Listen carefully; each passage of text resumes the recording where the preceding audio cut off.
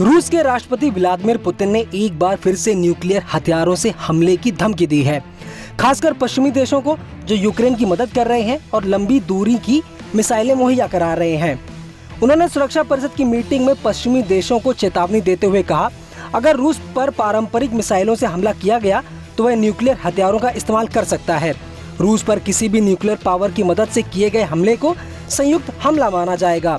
अब सवाल ये है कि आखिर न्यूक्लियर हथियारों के मामले में रूस कितना ताकतवर है, आखिर पुतिन की धमकी में कितना दम है और वो कितना सच साबित कर सकते हैं। सबसे पहले बात करते हैं पुतिन की धमकियों की कि आखिर उन्होंने कब कब धमकियां दी हैं।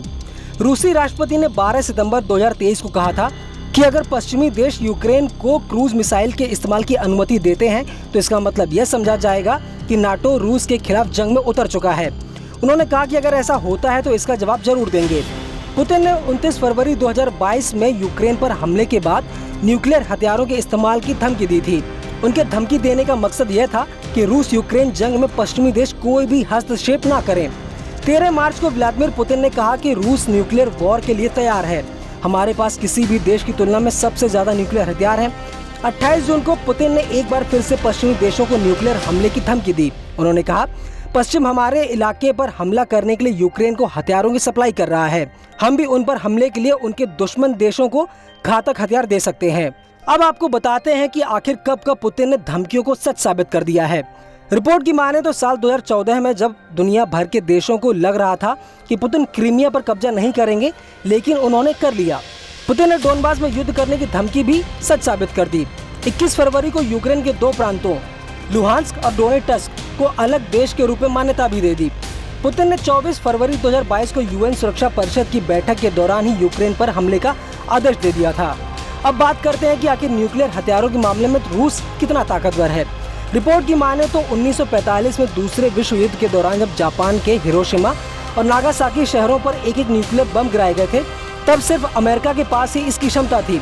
लेकिन आज दुनिया के 7 देशों के पास घोषित रूप से न्यूक्लियर हथियार हैं, जबकि 9 देशों के पास अघोषित रूप से न्यूक्लियर हथियार हैं। दुनिया भर में जितने न्यूक्लियर वॉर हेड्स हैं, उनमें से 90% रूस और अमेरिका के पास ही है। फेडरेशन ऑफ अमेरिकन इंस्टीट्यूट के मुताबिक रूस के वेरीफाइड न्यूक्लियर वॉर हेड्स की संख्या 5580 है, जबकि अमेरिका के पास 5428 न्यूक्लियर वेपन हैं। वहीं नॉर्थ अमेरिका के पास 20 न्यूक्लियर वॉर हेड्स हैं, इसराइल के पास 90 न्यूक्लियर वेपन हैं, भारत के पास 160 और पाकिस्तान के पास 165 न्यूक्लियर वॉर हेड्स हैं, जबकि ब्रिटेन के पास 225, फ्रांस के पास 290 और चीन के पास 350 न्यूक्लियर वॉर हेड्स हैं। सूत्रों की माने तो 100 टन का एक न्यूक्लियर वेपन 1.8 किलोमीटर के एरिया को पूरी तरह से तबाह कर सकता है, जबकि 3 किलोमीटर के एरिया में यह गंभीर तबाही मचा सकता है।